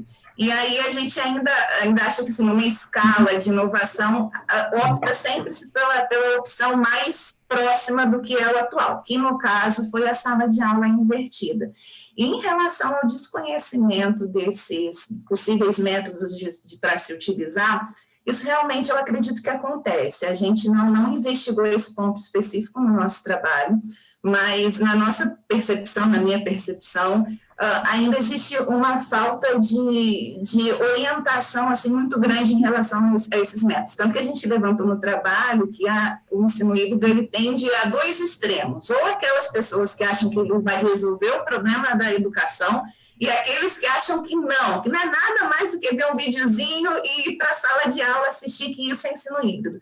E aí é muito importante a gente destacar que não se trata disso a metodologia híbrida. A metodologia híbrida consiste numa combinação inteligente e flexível entre essas possibilidades, entendeu? Então, ela não existe um formato certinho, ela é um formato bastante flexível que tem que se adaptar de acordo com o curso, de acordo com o programa, de acordo com a universidade, e não tem uma fórmula pronta, é uma construção, né? Então, assim, eu acredito que não existe um modelo idêntico para cada tipo de curso, para cada tipo de aplicação, e até as próprias denominações, né, que a gente classifica lá naquele diagrama das 4 classificações de modelo de rotação, flex, à la carte, ela é um primeiro parâmetro, sabe? Mas ainda assim a ideia é que sejam mescladas, que todas elas sejam um pouco de cada um conforme a necessidade do programa.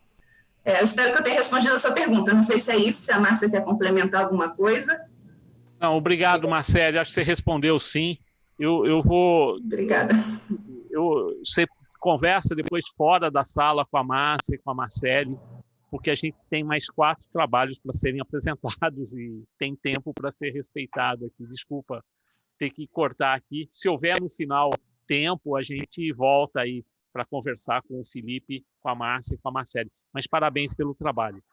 Obrigada, professor. Obrigada. Obrigada. O próximo trabalho seria metodologias ativas no ensino superior, uso de TBL com tecnologia digital para ensino de conceitos sobre sinalização viária e energias renováveis. O trabalho seria apresentado, né, mas eu acho que ele não está aí novamente, também, pelo Volney, da Lilian. Da Lilian e do mesmo grupo, eu acho. É o mesmo grupo e eles não estão presentes aí. Então, o próximo trabalho, então, já estamos no último, na última sessão dos últimos 4 trabalhos. Então, é o trabalho número 9 agora, que é metodologias deixa eu ver se eu não estou... ativas de aprendizagem, como prática colaborativa, mesclando sala de aula invertida e RPG no curso de Engenharia de Produção. Quem fez a apresentação é a Silvana. Silvana, está presente? Ou alguém do grupo da Silvana que vai apresentar esse trabalho? Eu posso comentar o trabalho. Oi, Felipe. Então, a palavra é sua. Novamente voltou para você, Felipe. Se quiser usar o tempo para conversar com a Márcia e com a Marcele, fique à vontade, mas eu prefiro... Não, eu estou satisfeito com a resposta da Márcia. Agora é a tua vez, né, Felipe? Agora é minha vez, tá bom? Tentar ser bem breve para compensar um pouquinho o tempo, tá? Não, fica tranquilo. A gente está... a gente está 5 minutos atrasado, mas eu tenho 5 minutos para encerramento, então dá para a gente ir conversando. Okay. Claro. Então, eu sou o professor Felipe Guilherme Mello, sou professor do curso de Engenharia de Produção da Universidade Federal do Vale do São Francisco. Esse trabalho eu fiz em parceria com a professora Silvana Quintiliano e alguns outros colaboradores lá na Universidade Tecnológica Federal do Paraná, e conta um relato de uma experiência, né, da aplicação de 2 metodologias, a sala de aula invertida e o role play game em uma turma de engenharia de produção, especificamente, né, na disciplina da área de gestão de comportamento. Então, foi uma aplicação combinada dessas 2 metodologias, a sala de aula invertida, mais para trabalhar o ensino, né, um pouco fora de sala de aula, e o RPG dentro da sala de aula, né, onde os estudantes atuavam ali por meio de uma determinada liderança para resolver um determinado conflito, e depois refletir sobre esse processo de resolução. Então, eles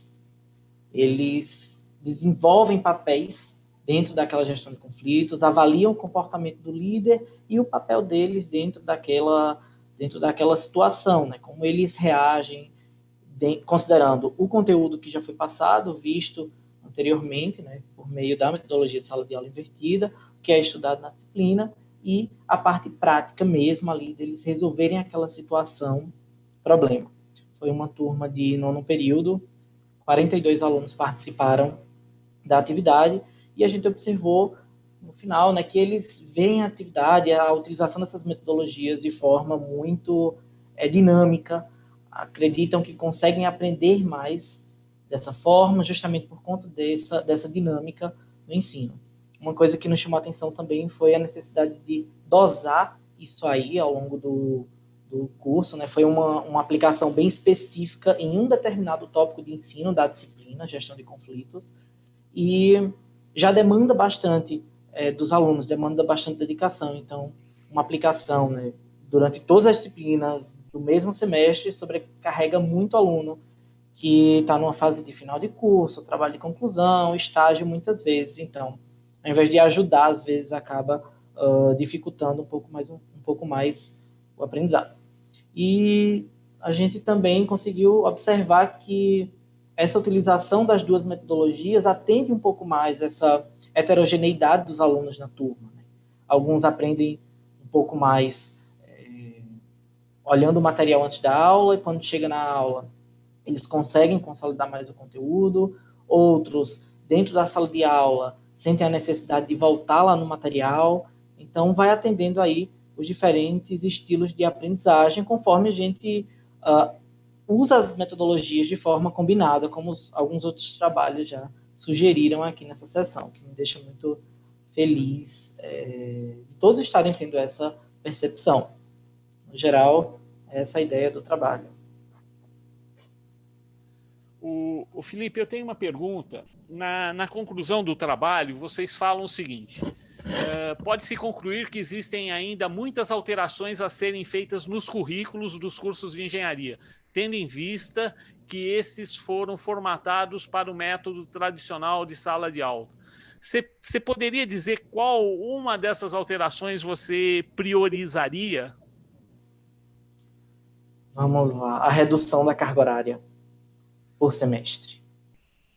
Porque a gente, como eu pontuei aqui na apresentação, né, é visível que a adoção dessas metodologias, elas sobrecarregam ainda mais o aluno, sobrecarregam o professor, né, e o aluno também. Então, a gente vê que os alunos comentam essa sobrecarga, a gente aplicando em um tópico específico da disciplina. Então, imagine se todas as disciplinas, todos os professores, né, num cenário assim, ideal, talvez, adotassem metodologias ativas nas suas disciplinas, disponibilizassem materiais para os alunos lerem em casa, cobrassem deles dentro de sala de aula, né, um posicionamento mais crítico, discussão com os outros alunos. Então, isso sobrecarregaria ainda mais. No modelo de currículo que a gente tem, com semestres, né, períodos de até mais de 500 horas por semestre, fora estágio, TCC, alunos que participam de iniciação científica, isso é muito difícil. Então, é algo que a gente precisa repensar olhando para os dois lados, né? A gente quer que o aluno aprenda mais, foque no conteúdo em si, no conhecimento, ou que ele só absorva aquele conteúdo ali sob uma ótica conteudista mesmo, né? De depósito de informações. O que eu posso dizer para você, experiência própria, né, de participar de várias reuniões para reformulação de currículo aqui na minha universidade, é que é uma briga de foice. Você fala que vai te diminuir tal disciplina, vai tirar tal carga horária, o professor que se diz dono daquela disciplina, ele vira uma fera, né? Contra os outros, né? Então, não é fácil, eu não sei se alguém tem uma experiência adequada quanto ao corte de disciplinas e vamos dizer, uma suave, né? Uma maneira suave como realizar essa diminuição de carga horária, né? Os professores não gostam de ter sua disciplina que ele está ministrando tradicionalmente sendo eliminada do currículo, né? E depois eu acredito que essa é uma discussão de colegiado, né, administrativa, não tem como, assim, as sugestões isoladas, individuais, não são bem recebidas, né? Eu acho que a gente tem que aproveitar quando existe uma oportunidade de modificação, né, dos currículos. Você tem toda a razão, Laurete. A gente esteja nesse momento, né, favorável para essa readequação das novas DCNs, repensar essa questão. Porque assim, o professor não quer sair da zona de conforto todo mundo se envolver, agora será um bom momento, né? A gente sabe que tem instituições já bastante adiantadas nessa discussão das novas DCNs, ao passo que ainda há muitas omissas, né? E encontrando dificuldade para se reestruturar, né? Justamente, e eu concordo que assim, é uma situação muito crítica no âmbito de cada colegiado, né? Principalmente quando a gente parte para o ensino público, onde o professor tem um pouco mais de autonomia. Então, é difícil tirar esse professor da zona de conforto, daquela disciplina que ele oferta há 20 anos, daquela mesma forma, com o mesmo slide, com os mesmos tópicos de ensino. Vai ter que ser uma decisão lá de cima e algumas ainda vão ser as últimas a aderirem, né? Porque tem justamente essa característica, né? Isso mesmo. Então, a gente tem observado professores. A gente tem observado isso, assim, é muito difícil. Todo mundo quer manter, quer aperfeiçoar a sua metodologia, quer exigir mais do aluno, quer definir as competências que sua disciplina tem que desenvolver, mas utilizando os mesmos métodos. E se alterar os métodos, o aluno não consegue dar conta, aumenta a evasão, aumenta a reprovação. E precisa formação, né, Felipe?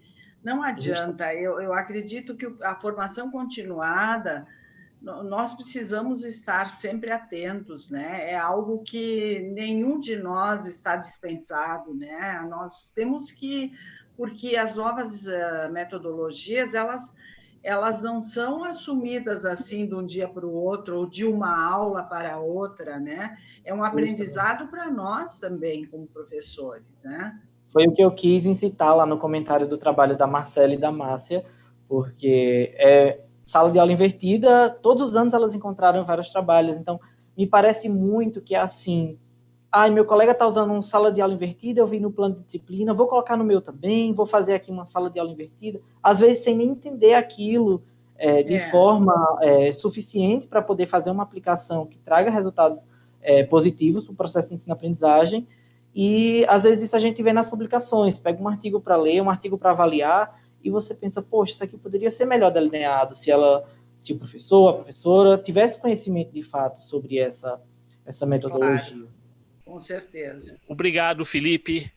Valeu, Felipe. A Márcia também concorda com o seu comentário aí, Felipe, ela colocou aqui no chat. O próximo trabalho é a avaliação das aulas síncronas por estudantes de ensino superior. O professor Luiz Henrique Dias Correia. Luiz, a palavra é sua, Luiz. Boa tarde, tudo bem? Boa tarde. Boa tarde, Luiz. Tudo tranquilo? Por favor, faça uma sua apresentação e uma breve apresentação do seu trabalho aí para a gente. Eu sou o professor Luiz Correia, tá? Sou aqui da Centro Universitário Uniftec de Caxias do Sul, onde estamos aqui tomando um chimarrão, né? E assistindo essas belas apresentações aqui, né? Em Caxias, né? O nosso trabalho, o objetivo, o que é? Fazer um estudo das aulas síncronas, né? Que nós tivemos nesse período de pandemia. Na verdade, ele teve uma preparação antes, onde nós estávamos experimentando uma disciplina, a primeira vez que eu estava ministrando, de maneira síncrona entre duas unidades aqui do grupo. Então, já estava começando as aulas, nós já tínhamos tido 2 aulas de uma disciplina aqui em Caxias, com alunos de Caxias e Porto Alegre. Nós estávamos fazendo todas as aulas via Skype, né? E era uma ideia que nós tínhamos de nós, principalmente, colaborar nos trabalhos de diferentes regiões. Na disciplina de hidrologia, onde nós temos estudos de precipitações pluviométricas diferentes do município de Caxias, de Novo Hamburgo e também de Porto Alegre. Então, nós começamos essa disciplina assim. E daí estourou toda a pandemia, né, que nós entramos aí, e nós tínhamos que mudar todas as demais disciplinas. E eu pensei, olha, uma oportunidade de nós já mensurarmos como que está a relação do aluno e a aceitação dele dessa metodologia nova, né, que eu acho que é inovadora, e eu acho que nós não vamos fugir dela no nosso futuro, né? Porque eu acredito que o professor, nesses meses aí de pandemia, ele cresceu muito mais do que eu muitos anos no decorrer de uma atividade normal. Não sei se é a opinião de vocês também, colegas, né? E daí, o que nós fizemos? Nós temos um questionário via Moodle, onde a gente buscou a opinião dos alunos, principalmente buscando como que seria aquela relação de pertencimento à disciplina, de participação dela. Porque no momento que nós temos uma aula síncrona, a gente achou que isso poderia quebrar um pouquinho aquela relação professor-aluno que nós temos no dia a dia lá nas aulas presenciais. Ou seja, aquele olho no olho, a gente vê o que o aluno está fazendo, passar um exercício, passar na sala de aula, conversar. Com a tecnologia digital, a gente achava que perdia isso. Mas nós teríamos que saber qual é a opinião dos alunos sobre isso. Nós temos um questionário via Moodle, onde tivemos 1.210 respostas, né? Onde a gente questionou como que estava sendo a metodologia geral de todo o grupo, porque nós começamos a aula com uma semana de aula, 1 semana e meia, depois paramos uma semana todas as nossas aulas do grupo e fizemos capacitação direta para todos os professores, sábado, domingo, de manhã, de tarde, de noite, e perdemos 1 semana e pouco e começamos as aulas normalmente com aula síncrona com todas as disciplinas. Então, a gente não teve prejuízo nenhum, só tivemos que trabalhar muito, né? E vocês viram que isso é muito difícil, né? que você falou, aqueles 8 minutos ali, todo mundo gravou no mínimo 5 vezes, porque sempre ultrapassava. A gente sempre gosta de conversar um pouquinho mais do que o tempo que está limitado a nós. Né? Mas o que os alunos responderam, então, a respeito das aulas síncronas, né? A primeira relação que a gente perguntou foi a respeito de quais as plataformas digitais que eles mais se adaptavam. Eles escolheram, dentre elas, principalmente o Zoom e o Teams. Teve outras, Meet e outras, né? E eles acharam que não tiveram nenhuma dificuldade com a adaptação dessa plataforma. Tá? Que essa é a nossa grande preocupação. O que eles também responderam em relação a isso foi que teve muito excesso de atividade, porque nós, professores, nós não sabíamos o que fazer. Nós ficamos trabalhando direta, incansavelmente, preparando aulas e atividades para os nossos alunos, não sabendo se aquilo ia demorar muito tempo. Assim como um professor, todos fizeram a mesma coisa, e os alunos se encheram de atividades. Então, foi direto, assim, eles reclamando que era muita atividade. Nós estávamos com monitoramento, digamos, de todos os Moodles, de todos os professores, com um padrão específico para todas as disciplinas, monitorando postagem de material, vídeo, aulas e tarefas, em todas elas. Todo aquele professor que não tinha esse conteúdo, ele era alertado pelo coordenador do curso no sentido de desenvolver alguma coisa, porque nossa preocupação era não perder a aprendizagem, não parar de desenvolver o ensino, né? Mas com preocupação realmente do pertencimento do aluno no nosso dia a dia da sala de aula. Né? Então, esses foram os resultados, né, dos alunos. O que eles também falaram, o que mais eles visualizaram foi a questão de uma superação que tiveram, de não precisar ficar em sala de aula, a questão da tranquilidade, da segurança, de não precisar sair todo dia para a universidade, né, onde tem muitos riscos de assalto, ganharam mais tempo de deslocamento para desenvolver as atividades e criaram e aprenderam novas formas de aprendizado que eles também não sabiam, né? Porque em relação a utilizar novas tecnologias, todos eles tiveram grande aceitação, e eu acho que o jovem, o estudante de engenharia, que respondeu bastante, tem muita facilidade em relação a isso. Então, nós não tivemos grandes problemas. Não sei se vocês têm alguma pergunta. Eu tenho uma pergunta, sim, muito... Luiz Henrique. Primeiro, parabéns pelo trabalho. Eu acho que você colocou muito bem o que aconteceu. Eu queria saber como que foram as formas de avaliação adotadas aí. Essa é uma preocupação que todos nós temos, né, com o ensino à distância, quanto à forma de avaliação. O que vocês adotaram? Qual o processo de avaliação que vocês estão adotando no momento? Nós tivemos, assim, etapas distintas. A primeira etapa que nós tivemos nos processos de avaliação foi todas via questionário, via Moodle, tá? Mas nós não dávamos, assim, um prazo estabelecido para o aluno, tem que ser nesse dia, nessa hora. Nós estipulávamos o questionário com horário para abrir e para, no momento que o aluno entra, ele tem que concluir a atividade. Então, dávamos tempo, mas ele poderia fazer qualquer dia da semana. Digamos o seguinte, a minha disciplina é hoje, mas o aluno teve problema de conexão, não conseguiu entrar para desenvolver a atividade. Ele pode fazer amanhã, mas ele só vai abrir essa atividade no momento que ele abre, ele tem um tempo pré-estabelecido, né, para concluir ela. Caso ele não consiga, ele tem que entrar em contato com o professor para desenvolver uma nova atividade em relação a isso. Perfeito, Luiz. É uma estratégia interessante, né, professor? Tarefas, então não foi diversas atividades, não era só questionário via Moodle, também tarefas que daí o aluno desenvolvia à mão aquele exercício, fotografava, criava um PDF e mandava para o professor. Tá? Então, depende da disciplina, foi avaliações diversificadas, né? Mas nós sempre pegava que o aluno não tivesse só na questão objetiva, ou se fosse com questões objetivas, nós trabalhávamos questionários aleatórios, com questões aleatórias. Então, cada aluno tinha uma prova diferente do seu colega.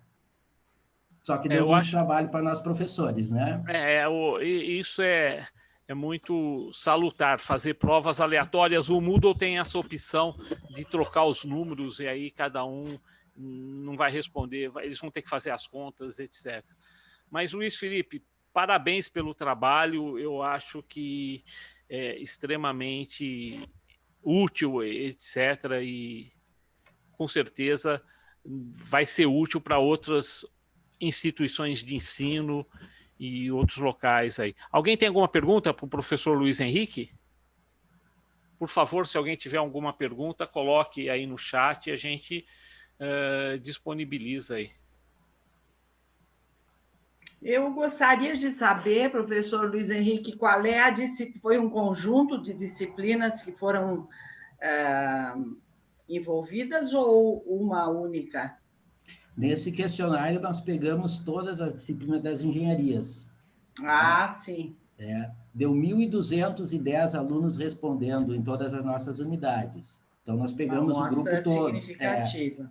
É uma amostra bem significativa. A gente pensou assim, vamos pensar, já que o nosso ensino de engenharia mais envolve muito cálculo, questões que às vezes o pessoal pensa que não dá para fazer de maneira síncrona, mas dá muito melhor, às vezes, que até de maneira presencial, nós temos que saber o pensamento dos nossos alunos. É muito pertinente, o trabalho é bem, assim, motivador. Acho que a gente deve investir nesse tipo de avaliação, uma vez que a gente está modificando, né, de tal forma que, com certeza, muitas coisas serão mantidas após a pandemia, né? Tão certo estão dando, né? Assim, é uma questão de se avaliar mesmo, né? Para saber o que vale a pena manter, né? Porque, claro que nós não vamos abolir os encontros presenciais, mas o ensino híbrido, eu acredito que vai ter as suas vantagens, né? Com certeza.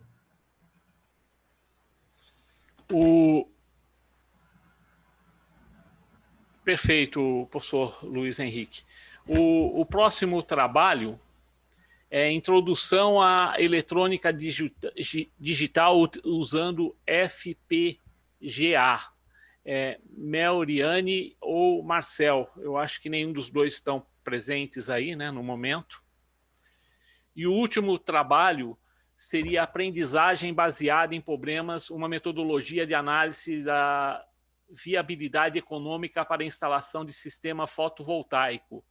É da Laura, do Janderson, Leonardo. A Laura está por aí. Então, Laura, por favor, você tem 6 minutos aí, Laura, para apresentar o seu trabalho. Que bom você estar presente. Pessoal. Pode falar. Então, eu sou a Laura, eu sou professora na Universidade Federal de Santa Maria, no campus Cachoeira do Sul. Fazem 2 anos já que eu sou professora aqui, e o curso, então, ele está passando por um processo de reformulação do PPC, né, através das novas diretrizes curriculares e o aumento, então, da extensão. Então, esse projeto, essa aprendizagem baseada em problema, esse projeto ele foi realizado, então, nesse contexto, né, a partir dos projetos integradores que o curso pretende colocar, então, na nossa nova grade curricular. O objetivo era com que os alunos conseguissem, então, fazer análise da viabilidade econômica de um sistema fotovoltaico, porque houve uma demanda, então, da sociedade, né? Então, uma empresa entrou em contato e eles queriam saber se era viável ou não. A partir disso, então, foram selecionados para esse trabalho. Então, a gente entrou em contato com alunos, foram 2 alunos que desenvolveram isso, né? Lembrando que a partir da aprovação das resoluções normativas, a 482, a 687, os sistemas fotovoltaicos eles têm tido um crescimento bem grande, então, em relação às unidades consumidoras. Aí essa empresa ela queria saber se valia a pena ou não, né? Então, esses alunos eles fizeram uma análise em relação à engenharia econômica, analisaram a viabilidade econômica desses sistemas, fizeram análises técnicas, estudaram como é que funciona a geração, como é que funciona a tarifa, uma análise em relação ao tipo de consumidor, se era consumidor do grupo B, do grupo A, e além disso trabalharam um pouquinho com estatística, então ali através de uma planilha eletrônica. O objetivo dessa planilha é que esse estudo, então, ele pudesse ser utilizado para as outras unidades consumidoras também, né? Para que os consumidores pudessem ter um entendimento, então, de como funciona essa instalação do sistema fotovoltaico e o quanto eles teriam, então, de retorno de investimento, né? Em quanto tempo eles conseguiriam pagar, ter o retorno do investimento que eles tinham feito, então, na aquisição do sistema fotovoltaico. Então, foi mais ou menos essa a ideia desse trabalho. Parabéns, Laura, pelo trabalho. Nós temos ainda 1 minuto para o final da sessão e o pessoal da Softalise e do Cobenge pediu para a gente simplesmente obedecer muito o horário, né? Então, se alguém tiver alguma pergunta para a Laura, antes da gente dar o encerramento e fazer uma solicitação para todos vocês que estão na sala, uma solicitação minha e da Laurete, que todos vocês abrissem as câmeras para a gente tirar algumas fotos aí, enquanto a Laura faz os últimos comentários, ou alguém faz a última pergunta para a Laura. Senão eu faço uma pergunta para a Laura. Senão... vocês, durante essa época de pandemia, como vocês estão fazendo isso online, etc? Como vocês estão resolvendo isso? Enquanto todo mundo abrindo a câmera, por favor, pessoal, vamos tirar uma foto aí. Nós estamos tirando fotos aí do grupo, de todos os participantes. Seria muito legal se todos abrissem as câmeras aí e vocês salvassem essas imagens aí, que a gente estaria eternizando essa nossa participação. Mônica, Alan, Luiz Correia. Tão inusitado, né, pessoal? Acho que não esqueceremos mais desse por favor, abrem as câmeras aí, sem timidez aí, para a gente gravar esses momentos aí. Pedro Cardoso. Laura, você acabou de responder, por favor, repete, eu estava falando, desculpa. Aqui na FSM acabou ficando livre no começo de 2020 para cada professor definir se ia ministrar online ou ia esperar o presencial, né? Então, no curso, a maioria dos professores está fazendo no modo rede, que a gente chama. Então, as aulas, elas são ministradas. Eu utilizo o Google Meet e gravo as aulas. Então, desse modo que nós estamos fazendo nesse momento. Aí a parte prática ficaria para um calendário suplementar. Mas parabéns, Laura. Eu gostaria de dar os parabéns para todos vocês que participaram da sessão, que fizeram perguntas, que apresentaram excelentes trabalhos. A gente sempre está preocupado em melhoria, né, de ensino e aprendizado, de melhorar as metodologias de ensino. Então, parabéns a todos vocês aí. Uma salva de palmas para vocês aí. Um grande abraço e espero um dia encontrá-los pessoalmente aí. Professora Laurete, muito obrigado pelo seu apoio, pela sua ajuda. E eu que agradeço. Olha, espero um dia estar em Caxias do Sul para a gente conversar pessoalmente. Exatamente, o que eu ia dizer. Eu não posso deixar de dizer da nossa satisfação por todos estarem conosco, mesmo enfrentando essa pandemia, né? Que está nos ensinando tantas coisas, inclusive participar de um evento online, né? Quem diria, né? E, pessoal, é uma satisfação muito grande para nós, a comissão organizadora da Universidade de Caxias do Sul, junto com a Benge, estar aqui compartilhando os excelentes trabalhos que foram selecionados para estarem aqui. Muito obrigada pela participação e nós queremos desejar um excelente evento, um bom evento para todos e que não seja mais esquecido, né? Muito obrigado a todos aí. Parabéns aí, professora Laurete. Parabéns a todos aí. Obrigada, professor. Tchau, pessoal. Até mais. Até logo.